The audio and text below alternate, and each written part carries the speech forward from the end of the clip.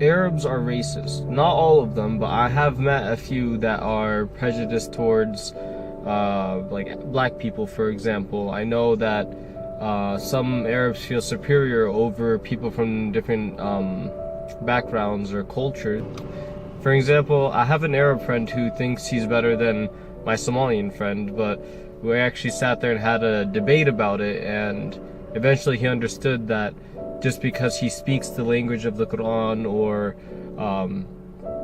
his country is more developed doesn't mean that he's better than that person. Personally, I believe that all people aren't created equally, but are yet still equal. We're born into different families, different countries, different everything. So in that sense, we're not born equal, but we should still treat each other equally.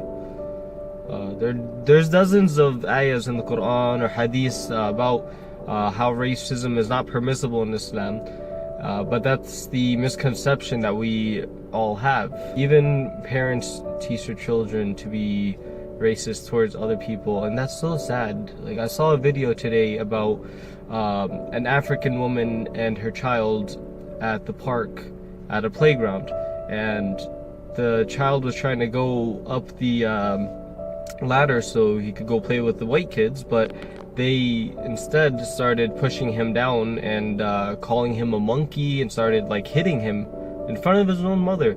So eventually his mother takes him away from that situation and goes and to this other area in the playground.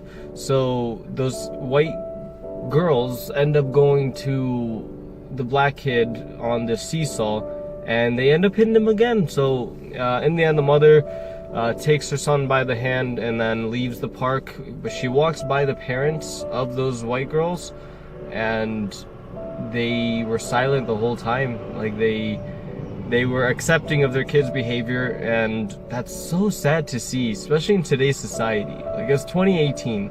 Like, I understand 400 years ago there was slavery and everything, but that was 400 years ago.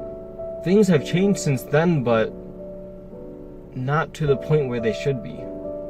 Islamic tradition known as Hadith states that in his final sermon, the Prophet Muhammad, peace be upon him, said, "There is no superiority for an Arab over a non-Arab, nor for a non-Arab over an Arab. Neither is the white superior over the black, nor is the black superior over the white, except for in piety."